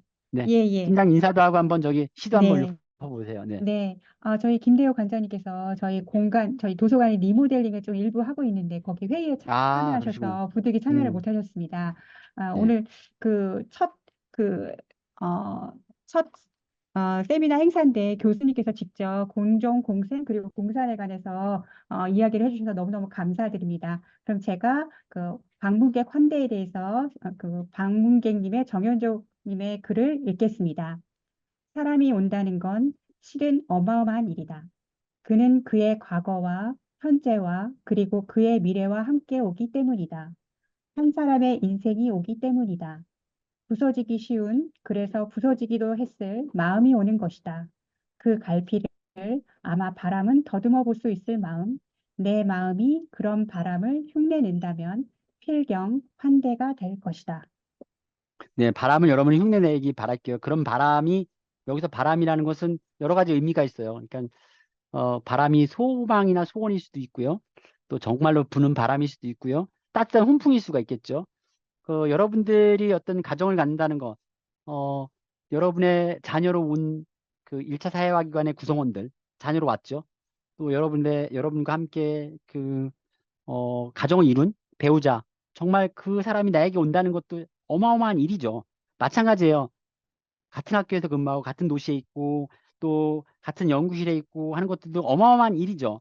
뿐만 아니라 같은 지구상, 어린 왕자가 방문한 7번째 별에 온 같은 세계 시민으로 살아가는 사람들과도 이것은 어마어마한 일이라는 거죠. 그러니까 레비나스의 입장을 그 환대라고 하는데 대입해 보면은 내가 환대할 사람들, 그러니까 나밖에 모든 타자들은 내가 환대해야 될 그런 대상들이 아니겠는가라는 생각을 해봅니다. 네. 그래서 타자에 대한 윤리적 태도로서 이제 환대가 있어요. 환대라는 것은 자신의 공간, 이를테면 집이라든가 뭐 시민사회, 국가 등에 찾아온 손님의 문을 열어 젖히고 받아들여 호의를 베푸는 의식과 행동을 의미해요. 아까 이타와 시어라는 개념 있잖아요. 그런 개념이라고 볼 수가 있어요. 근데 참 어려운 얘기죠. 그래서 아까 얘기한 것처럼 이 절대 타자론에 대한 얘기라든가 이 환대라는 얘기라든가 이런 얘기들은 참 이상적인 얘기예요. 근데 우리가 이상을 추구하기 위해서 노력해야 된다는 거예요. 끊임없이. 그래서 이 타자에 관한 논의에서 환대와 책임을 살펴보면 책임은 타자를 자기 동일성의 영역으로 환원시키지 않고, 그러니까 책임이라는 건 타자를 나하고 동일한 영역으로 환원시키지 않고 타자와의 차이, 절대적 차이, 타율성, 아까 제가 얘기했잖아요. 그들의 고율성을 보장하는 거라는 거잖아요. 그래서 책임이라는 것은 그들의 고율성, 타율성을 보존하는 방식이야. 반면에 환대는 뭐야? 주체와 완전히 분리되는 형태의 타자를 거부하고 자와 타자가 관계를 형성해야 된다는 거지. 마치 시실과 날실에 의해 짜이는 직물처럼 서로를 대리 보충하는 연결고리의 형태를 지닌 것으로 볼 수가 있어요. 하이데거가 얘기하는 공동존재와 같은 개념이라는 거죠. 즉 환대라는 것은 자와 타자가 서로에게 여기서 오염된다 그러는데 스팝이라는 개념이 있어요. 이렇게 서로 섞이는 거죠. 이렇게 물감이 물에 여러 물감이 섞여서 사라진 색깔이 보이듯이 서로 오염되고 오염시킬 수 있는 관계로 설명된다라는 거예요. 이처럼 손님 또는 이방인을 맞이하는 동시에 자기의 경계를 허무는 열린 자세는 관용이 갖는 폐쇄성을 극복할 수 있는 열린 발상인데 관용이라는 것은 나 중심적으로 내가 차이가 있는 누군가에게 베푸는 시혜적인 것처럼 보이는데 그것의 폐쇄성을 극복해 줄 수 있다라는 거죠. 자, 이방인의 개념을 단순히 혈연에서 결부된 출생의 권리로서 갖게 되는 국적 또는 시민권이 없는 자에게 한정할 것이 아니라 모든 인간으로 확장할 것을 제안해요. 그래서 다문화 사회의 패러다임이 이주 사회의 패러다임으로 바뀌어야 될 이유가 있고 이런 의미에서 보자면 여기 있는 우리 모두는요. 이방인이죠. 그리고 이방인이기 때문에 이방인에 대한 문제는 인간 모두에 대한 문제로 확장될 수 있다고 하였다고 저는 보여요. 그러니까 아까도 제가 얘기한 것처럼 여러분들이 이렇게 하늘의 별을 보면 별을 아름답게 생각하고 저 별은 나의 별 이렇게 외치죠. 근데 뭐 별까지의 거리가 얼마나 되고 막 이렇게 막 수리적으로 따지는 사람도 있겠지만 별을 보고 그런 어떤 이상적인 생각들 뭐 시열을 생각하고 이런 것들은 굉장히 지극히 자연스러운 일들이에요. 인간이 갖고 있는 인간의 본디 성한 그런 품성들이 별을 통해서 나중에 별로 돌아가겠다라는 생각들 이런 부분들을 갖게 한다라는 거죠. 우리나라의 그런 오래된 내려온 그런 한국인의 사상에서도 그 칠성에 대한 북두칠성에 대한 그런 관념들이 있어요. 여러분들이 우리 한국의 어떤 그런 의례들을 보면 어르신네가 돌아가시면 머리를 북방으로 하고 있고요. 그다음에 윷놀이 하실 때도 그 칠성표를 제시하고 있고 그 북두칠성에 대한 생각과 사상들이 대단히 중요하게 작동되고 있습니다. 근데 이런 걸로 봤을 때 별에 대한 생각들 그리고 뭐 알다시피 뭐 성리학도 이제 별에 대한 학문이잖아요. 그러한 별에 대한 그런 관념들이 우리에게 굉장히 많이 펼쳐져 있어요. 그러니까 우리는 뭔가 별들로부터 별에서 온 이주자인 거죠. 이방인인 거죠. 우리 모두가.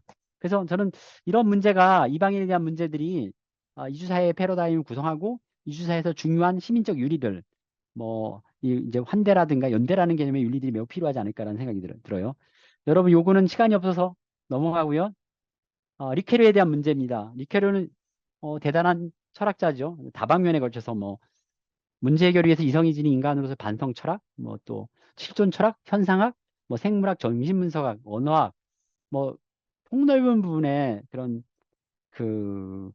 뭐랄까 본인의 업적을 남긴 분인데 이분이 주체와 타자에 대한 문제에도 굉장히 중요하게 천착했어요. 특히 세상 속에서 타인과 어우러져 사는 존재로 윤리학을 얘기합니다. 리케르의 윤리학은 어울림의 존재론인데 세상 속에서 타인과 어우러져 산다라고 얘기하고 있죠. 그래서 어우러져 사는 내용들을 뭐라고 보냐면 이런 얘기를 합니다. 좁은 의미에서 주체, 여러분 주체라고 봤을 때 자기로 한정되지만 나아가 자기는 타자라고 확장이 돼요. 자기는 타자라는 거죠. 나의 세계는 너의 세계와 만난다. 이 너는 나와 다르지만 나와 닮아 있다라고 얘기해요. 타자 속에서 타자와 같은 나를 발견하는 거죠. 그래서 2인칭, 너라는 개념은 3인칭으로 확장하고 제3의 주체를 만나게 되는데 이 너라는 개념들이 제도화된 것을 뭐 사회제도라고 얘기하고 있고 이러한 주체의 문제는 타자성의 문제하고 사회의 제도 문제로 환원합니다. 그래서 그것은 결국에 우리의 윤리의 문제로 확장할 수 있다고 볼 수가 있겠죠. 그래서 이 사람은 리케리의 철학적 인간상에서 나타나는 첫 번째 특징은 삶에 대한 긍정. 사실 뭐 어떻게 봤을 때 이 긍정의 어떤 철학들이 긍정 심리학에 영향을 줄 수도 있을 정도로 자신의 의지와는 상관없이 주어진 상황을 받아들이고 인정하는 작업, 자기 인정이죠. 인정하는 작업이 선행되고 있다는 거예요. 그래서 주체는 그 자체로서 유일하고 완전한 창조물이지만 유아 독존적 자아가 아니라 제가 항상 강조하는 것처럼 관계적 존재라는 거죠. 타자들 속에서 존재하는 하나의 자기. 여러 창조물 가운데 한 일원으로서 자기. 그러니까 지구가 창조물로도 가득 차 있는데 그 중에 한 일원이라는 거죠. 세계 시민의 일원이라는 거예요. 그러니까 리케르는 자신의 윤리사상에 관통하는 네 가지 핵심적인 주제로 뭐 자기 존중이라든가 또 배려, 정의, 책임 같은 것을 주장하기 시작합니다. 자, 그다음에 데리다에서 이제 환대는 조금 다른 개념인데 이 무조건적 환대라는 개념을 갖고 와요. 내 집을 개방하고 성이 다르거나 이게 남남이죠. 외국인 등 사회적 지위를 가진 사람뿐만 아니라 이름도 없는 미지의 절대적 타자에게 머무를 곳을 내주고 머무는 장소를 소유하도록 내어주는 거. 매우 어려운 일이죠. 여러분들이 나하고 피 하나 섞이는 않는 사람들을 그 사람들에게 음식을 내어주고 머무를 곳, 잠잘 수 있는 곳을 내어줄 수 있을까? 여기 정도까지 올라가야만 사실 환대라는 개념이 성립됩니다. 그러니까 자기 초월이 가능하다는 거죠. 그래서 초대받지 않았거나 절대적으로 낯선 이방인이 예측하지 못한 방문에 대하여 어떠한 무림이나 조건도 없이 문을 열고 집을 개방한다는 의미에서 일단 방문의 환대의 개념들이 굉장히 중요하고 상대방에 대해서 누구인지를 묻지 않고도 환대를 갖고 있는 것은 상호 침투라는 개념으로 얘기해요.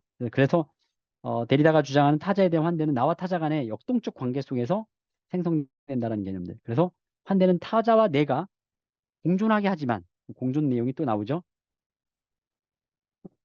공존 속에서 필연적으로 발생할 수밖에 없는 갈등을 해결할 수 없죠.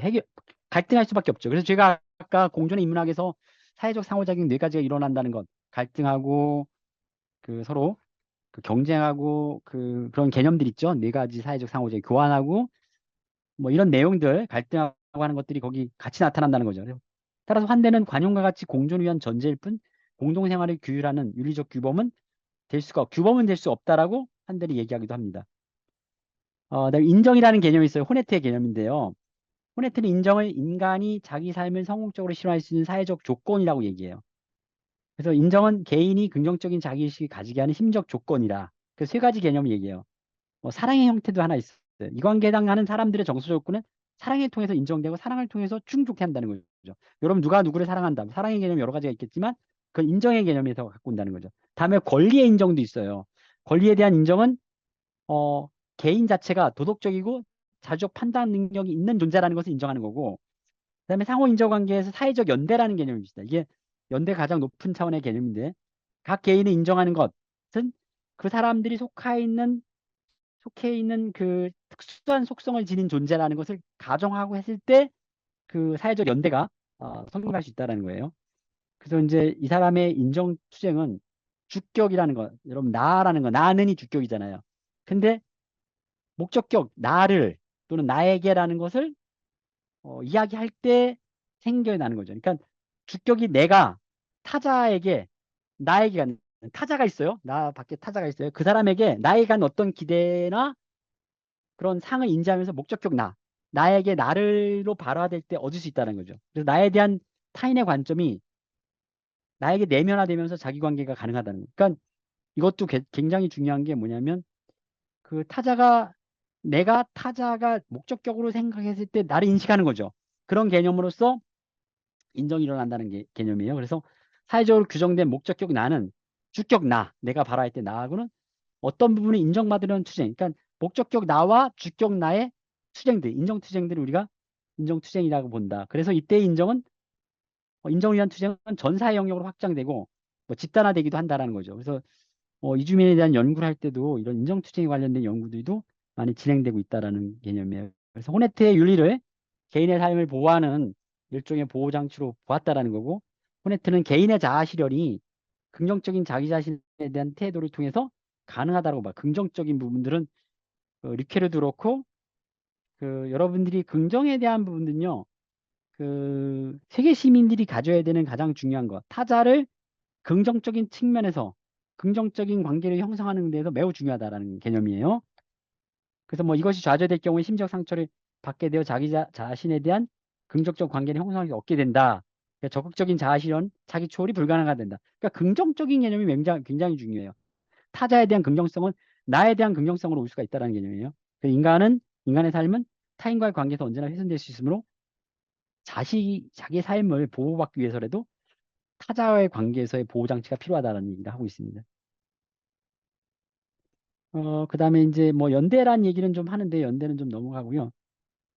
자, 그래서 윤리적 태도를 넘어서 한번 봅시다. 뭐 관용 책임 환대, 뭐 인정 이런 얘기를 좀 했어요. 근데 과연 이런 것들이 미래 교육의 키워드가 될 수 있을까? 이렇게 반문하는 청자도 있을 수 있겠죠. 인간 주체가 타자 존재를 대하는 윤리적 방식들은 아주 고전적인 교육학의 개념일 수 있어요.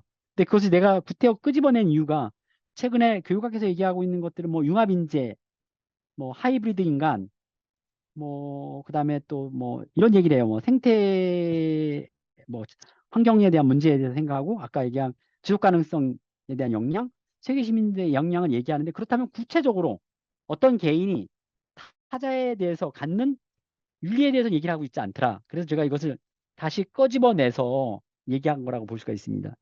그러나 지금까지는 같은 인간종에 대해서 윤리적 실천을 강조해 왔어요. 교육학계에서. 내가 주장하는 그 미래 교육에서 바로 인간종을 넘어서 반려종, 뭐 동물종, 식물종 이런 등과 같은 비인간 종들에게도 이 윤리 개념을 확대할 필요가 있다. 물론 AI에게도 확대될 필요가 있겠죠.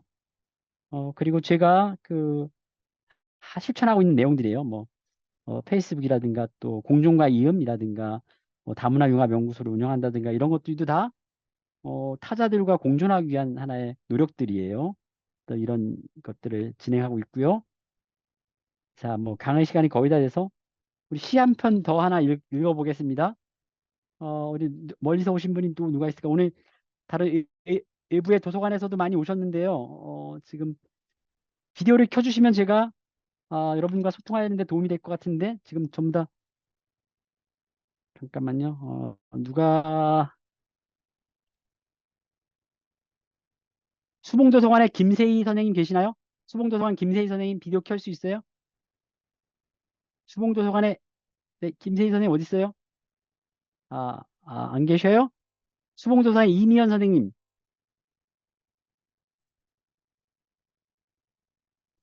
도서관 선생님들 좀 제가 불러보았지만 불러봐도 답변 없는 그대요. 그러면 우리가 잠깐만요. 카메라 잡힌 분들한테 한번 우리 김혜미 선생님 계시네. 김혜미 선생님. 김혜미 선생님. 인하라고 쓴 김혜미 선생님인데 지금 시 우리의 의미. 나무가 다른 나무에게 말했습니다. 더불어 숲이 되자고. 바람이 바다에게 물었습니다. 내가 누굴까? 라고. 바다가 바람에게 나는 너야 라고 답했습니다. 바다가 바람을 일으키고 바람이 바다를 반갑게 맞이합니다. 그대가 내게 묻습니다. 너는 누구니? 나는 그대에게 답합니다. 나는 나무고 바람이야. 그리고 그대의 마음이야. 라고. 네, 시집 글로 감사합니다. 합니다. 중에서. 네, 어때요? 이 시에서 타자가 어떤 의미예요? 응? 시만 읽으면 어떻게 그 의미를 본인에게 들어오는 의미가 어떤 의미가 있을까요? 함께 살아가는 존재입니다. 좋아요. 자, 우리 이제 마지막으로 결론을 내시나요? 아까 제가 사람들과 사람 사이에서 우리가 지켜야 될 윤리는 뭐 관용이라든가 인정이라든가 책임, 환대, 연대 같은 것들이 있고요. 그다음에 우리가 이제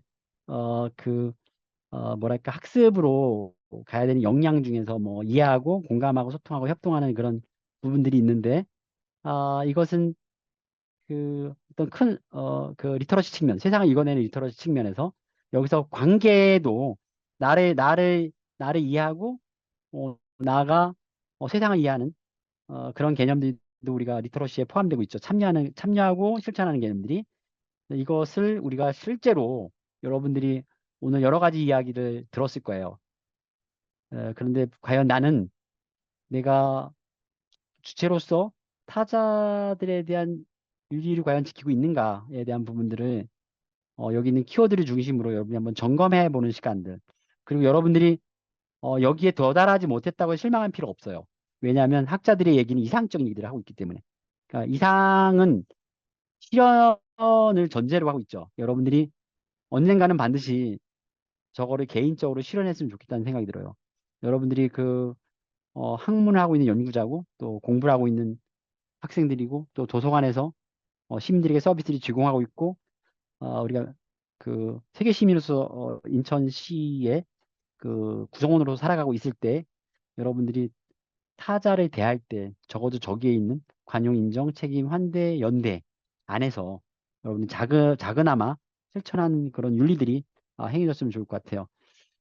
그리고 여기 아마 저희가 우리 그 일부에서 오신 분들은 이거 사진을 딱 찍으면 저희가 여러분들의 그런 이메일을 입력하거나 여러분들의 연락처를 그 입력할 수 있도록 돼 있어요. 그러면 그 자동으로 우리 연구소가 이제 여러분들의 연락처가 수집되고 여러분들에게 매달 하는 그런 행사들을 공지할 수 있거든요. 물론 여러분의 기관을 통해서 공문으로 나가는 경우도 있지만 여러분의 개인 이메일로 또 가는 경우가 있으니까 사진을 찍으면 자동으로 입력이 됩니다. 그래서 여러분 이렇게 행해 주시면 좋을 것 같아요.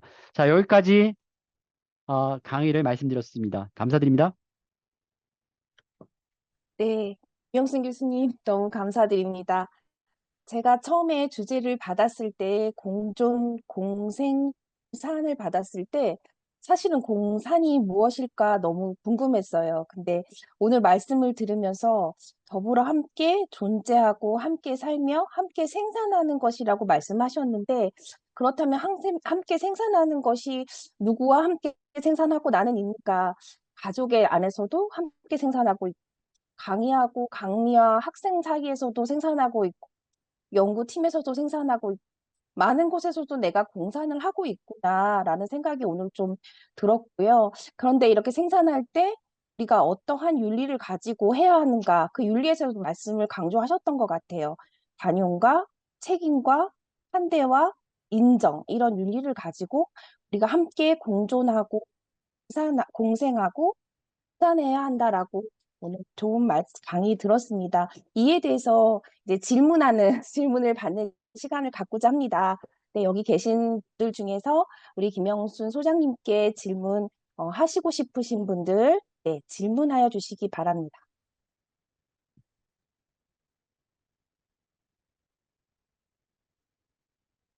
굉장히 많은 분들 참여해 주셨는데요.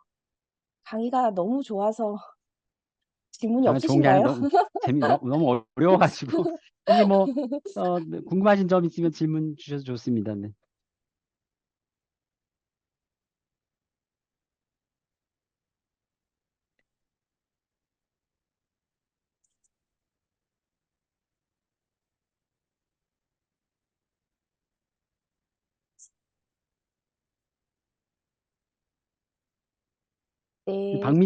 네, 박미정 선생님 질문하시려고 그런 것 같아요. 느낌이. 네, 질문을 해도 될까요? 네, 괜찮습니다. 네. 네, 말씀 감사합니다. 어, 이론이나 이런 책에 대한, 그러니까 책에서만 보는 내용이 아니라 실제로 지금 말씀하신 환대나 연대, 공감 이런 부분을 교수님은 실천하고 계시기 때문에 굉장히 하시는 활동들을 보면서 많은 긍정적인 자극을 받습니다. 네, 이런 부분에 대한 저도 이제 작년에 타자로서 해외에서 이제 경험을 해보고 환대가 얼마나 중요한지를 좀 실제로 경험하면서 한국에 들어와 있는 이주민들에 대한 어떤 마음가짐과 또 저도 역시 그들을 환대를 해야 되겠다. 이제 그런데 항상 방법론적인 부분에 대해서 좀 막히는 것 같아요. 저도 다문화 교육을 공부하면서 다문화 교육이 이제 세계 시민 교육을 확대해서 이제 진행을 해야 된다라는 생각을 갖고 있는데 그런 거와 관련해서 주변의 그러니까 중고등학생 선생님들, 중고등학교에 있는 선생님들이나 이주민들을 이제 가르치는 분들이랑 대화를 나누다 보면, 성인을 대상으로 하는 분들, 또 저희도 연구자들끼리는, 그래, 환대와 연대에 대한 걸 이해하고, 그걸 사회적으로 이제 사회 안에서 잘 이렇게 좀 이제 나누며 살아야 되겠다라는 게 이해가 되는데, 중고등부 선생님들하고 얘기를 해보면, 실은 학교 안에는 어떠냐고, 학교 환경은 어떠냐고 물어보면은 조금 안타까운 얘기를 하세요. 실은 뭐 진도 나가기 바쁘고 행정적인 게 너무 많고, 그래서 학교 안에 들어와 있는 그 이주 배경 청소년들에 대해서도 환대를 한다거나 그들과 더불어서 교실 환경을 이끄는 게 쉽지 않다라는 말씀을 하시거든요. 그래서 실제로 그러면 어떠한 방법으로 우리 뭐 조금 좁혀서 말한다면은 중학교나 고등학교에 들어와 있는 이주 배경 학생들을 환대하고 그들과 같이 이 교육과정 안에서 이제 생활을 해나갈 것인가, 좀 방법론적인 부분을 좀 여쭙고 싶습니다. 첫 네. 번째 이제 뭐 저는 그냥 존재? 아까 이런 고유성을 지닌 존재로 봐야 된다는 거죠. 그러니까 그들을 결핍의 존재로 보고 접근해요. 대부분의 교육 정책이라든가 또 주변이라든가 교사라든가 또래 집단에서도 쟤는 뭔가 결핍되어 있다라는 개념으로 출발한다는 거죠. 그들의 고유성에 대한 인정하지 않는다는 거예요. 그 이주자로서 가지고 있는 개별성, 그들이 함께 온 문화 이런 부분에 대한 아까도 그 뭐죠 환대에 대한 우리가 방문객에 대한 그런 시도 읽었지만 어마어마한 일일 수가 있는데도 불구하고 우리는 그들을 차이를 둬서 그 차이가 다양성으로 가면 괜찮은데 차별로 가고 있다라는 측면이 강하다는 거죠. 예를 들어서 이번에 화성에 있는 배터리 공장에서 상당히 많은 외국인이 그런 실행됐죠. 그 산업의 현장에서 희생이 됐죠. 근데 오늘 아침에 제가 인천광역시 교육청 그 전문직 연수들 기조강연 때문에 이제 영종도를 가다가 뉴스를 들었어요. 근데 언론학자가 분석을 했더라고요. 한국에서 그런 산업재해, 그러니까 집단적 산업재해가 있을 때에 노출된 언론 기사의 숫자와 이주민들이 그렇게 희생됐는데도 불구하고 노출된 숫자가 거의 3분의 1도 안 된다는 거예요. 언론이 거기에 관심을 안 갖고 있다는 거죠. 거의 인간의 죽음은 어떤 인간의 죽음이든 다 존귀하잖아요. 고귀하지 않습니까? 죽음이라는 것 자체가. 그래서 그런 측면을 봤을 때 우리 사회에서 아직까지도 여실히 이방인의 개념들이 어, 차이 또 차별의 도구화가 되어 있고 타자성이 아니라 타자화하고 있다는 것을 여실히 보여주는 거라는 거죠. 사실 언론이라면 그 사회를 이끌어가는 4대 권력이지 않습니까? 그래서 언론인뿐만 아니라 뭐 지식인들도 마찬가지고요. 저는 그런 이방인뿐만 아니라 차이가 있는 모든 존재들에 대해서 귀하게 여기는 그런 자세들이 좀 필요하지 않을까? 저도 굉장히 그런 부분에 노력하고 있는데 아까도 얘기했죠. 그러니까 그런 이상적인 구호들을 그냥 열심히 내가 따라가고 하는 데에서 내 스스로가 어떤 초월적인 그 존재를 증명해 보는 거죠. 나에게 주어진 한정적인 유한한 존재이지만 내가 인간으로서 할 수 있는 그런 자기의 주체성을 넘어가는 부분들을 꾸준히 실험하는 게 아마 지식인이 가져야 되는 책무가 아닐까라는 생각이 들어요. 그래서 그런 것들이 정책으로 녹아들고 사회적으로는 정책으로 녹아들고 개인적으로는 본인이 그런 생각을 가졌으면 실천해야 되겠죠. 자기가 적은 일이나마 거기에 기여하는 일들이 돼야 되지 않는가라는 생각이 들거든요. 그래서 모두가 행복한 사회를 위해서 선생님께서 실천할 수 있는 일이 가장 가까운 일이 무엇일까를 한번 고민해보고 우선순위를 정해보고 가장 쉽게 할 수 있는 일들부터 하나씩 해나가는 거예요. 그런 작업들이 우리에게 필요하지 않나라는 생각이 듭니다. 그러니까 물론 선생님의 답변에 구체적인 질문에 답변은 되지 않았지만 그런 방식으로만 생각한다면 조금 좀 우리가 이상에 가까운 그런 현실을 그쪽으로 끌어들이지 않을까라는 생각이 듭니다. 네, 감사합니다. 감사합니다. 그다음에 네네 이게 질문 중에 되게 중요한 질문을 했는데요. 아마 정현주 선생이 좋은 강의에 감사드리고 공존의 개념과 더불어 자기 돌봄은 공존에 있어 어떤 의미를 갖게 되는 걸까요? 이게 자기 돌봄을 자기 안에 국한하고 있을 때 이런 질문을 할 수가 있는 거예요. 그러니까 많은 사람들이 자기 돌봄에 대해서 뭐 힐링이라든가 자기 스스로에 대한 위안이라든가 이렇게 생각하는 경우가 많이 있어요. 근데 자기 돌봄은 타자를 돌보면서 나타나는 문제들이에요. 타자를 돌보면서 자기 돌봄이 생기는 거예요. 아까 제가 오늘 청와교육청의 강연에서도 그랬거든요. 제가 그 전에 그냥 평범한 연구자로서 사회과학자로서 생활할 때 논문을 쓰고 그런 생각만 막연하게 가진 거예요. 이론을 만들고 있는데 실제 제가 시골 마을에 정착해서 같이 어려운 분들하고 같이 부대끼면서 생활하고 농사도 짓고 뭐 그 풀 뽑을 때 그 비닐 안 치고 그분들에게 그런 풀 뽑는 거에 대한 그 어려운 분들과 같이 나누고 그다음에 뭐 그 농작물을 져서 같이 옥수수라든가 고구마 감자들을 같이 나누고 하는 그런 행위에서 내가 그분들하고 관계없이 내가 엄청난 그 돌봄이 되는 거예요. 힐링이 되는 거예요. 내가 타자를 생각하고 돌봄으로써 나에게 오는 엄청난 그런 자기만족. 그것은 자기 초월이 되겠죠. 거기서 자기 초월적인 과정 속에서 내 자기 돌봄이 진정한 자기 돌봄이라고 봐요. 그래서 그 이전에 나와 있는 뭐 진지한 여가에 대한 개념이라든가 이런 것들은 개인의 어떤 심리 정서적인 안정감에 관하고 있거든요. 그러니까 제가 얘기하고자 하는 자기 돌봄은 타자와의 관계 속에서 긍정적인 상호 관계를 맺는 것. 그리고 그들을 위해서 내가 희생하는 것. 여기서 자기 돌봄을 찾았으면 좋겠다는 생각이 들어요. 어, 네, 여기 지금 사회과학자로서 좀 뜬구름 같은 이상을 펼치고 계신데요. 사회과학은 뭐 현실 학문이지만 이상을 늘 설정하죠. 저는 제가 있는 세상에서 만약에 그것이 이루어지지 않으면 여러분들이 있잖아요. 내 제자들이 있고, 뭐 내 자식이 있고. 그러니까 사회가 내가 생각하는 공존의 사회를 지향하기 위해서. 여러분, 마르크스가 공산주의를 얘기했어요. 진정한 공산. 우리 공산에 대한 얘기가 함께 생산하고 나누는 그런 사회를 의미해요. 공산주의가. 근데 마르크스가 얘기한 이상적인 공산주의가 지금 전 세계에 공존하고 있지 않아요. 네, 전 세계에 존재하고 있지 않아요. 사회주의 국가, 공산주의 국가, 중국이 마르크스 사상을 지금 얘기하고 있나요? 그렇지 않죠. 어? 다 권력자들이 존재하잖아요. 북한도 마찬가지. 독재자들이 존재하고 있잖아요. 그러니까 세상의 프레임은 공산주의하고 자유주의의 개념이 아니에요.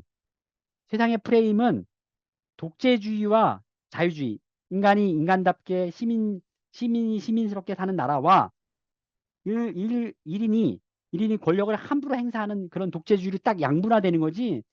모든 사회는 공산주의의 시스템도 갖고 있고 복지국가적 시스템이 공산주의적 사회 시스템인 거죠. 우리가 어려운 사람을 돕고 사회부조가 있고 그런 공산주의적 시스템이에요.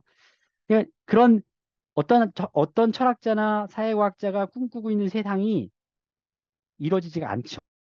그의 생존에서는. 그가 죽어서도 마찬가지예요. 단지 이상은 이상일 뿐이에요. 우리가 별나라에 못 가잖아요. 지금 그냥 별나라에 가는 건 다 이상이잖아요. 시도 이상이잖아요. 문학도 이상이잖아요. 감수성이잖아요. 그런 개념입니다. 그래서 그런 이 힘은 어디서 오느냐? 저는 여기 보면은 그럼에도 불구하고 윤리적 삶의 방향을 인내하려고 노력하시는 그 힘은 어디서 오는가? 저는 그 힘은 내가 하고 있는 학문에 대한 그런 그 유용성? 내 학문이 언젠가는 세상을 바꿀 수 있고 조그만 역할들을 할 수 있겠다라는 생각을 가지고 있다라는 거죠. 그래서 내가 쓴 논문, 내가 쓴 정책, 내가 흘리는 땀들이 우리 세상을 조금씩이라도 바꿔나갔으면 좋겠다. 너무 요즘은 알잖아요. 내 가족, 내 재산, 내 거에 대한 집착을 넘어서서 이 사회가 절대로 그 다른 사람에 대한 그런 행복과 이런 부분에 대해서 질투하고 질시하고 하는 그런 쪽으로 너무 팽배하게 간 거예요. 뉴노멀 시대. 그러니까 예를 들어서 코로나가 끝난 이후에 더욱더 심각할 정도로 우리 사회가 진전되고 있다는 거죠. 그래서 이런 사회의 사회과학자들이 어떤 가교주 역할을 할 것인가. 서로가 사람들이 대면하고 얼굴을 맞대고 눈빛을 맞대고 서로 대화하고 소통하고 이런 것들을 우리가 끊임없이 사회과학자로서 실험하고 연구하고 논문을 쓰고 해야 되지 않겠는가라는 생각이 듭니다. 네, 여기까지 질문에 대한 답변을 한 것 같아요. 네. 네, 교수님 귀한 강의와 함께 또 질문에 답해 주셔서 너무 감사드리고요. 저희 이번 강의는 여기서 마무리해야 할 것 같습니다. 저희가 매달 강의가 마지막 주에 있고요. 다음 달 8월에는 피루사 박사님의 한국 사회에서 이주 시민으로 살아가기라고 하는 주제로 강연이 진행될 예정입니다. 피루사 박사님이 외국인으로서 또 우리나라에서 이주 시민으로서 어떻게 살아가는지에 대한 매우 흥미로운 강의가 될 것 같습니다. 여러분들 기대해 주시고 다음 달에도 많이 참여 부탁드립니다. 오늘 강의는 여기까지 마무리하겠습니다. 모두 네, 여러분 수고 많으셨습니다. 감사합니다. 네, 감사합니다. 네.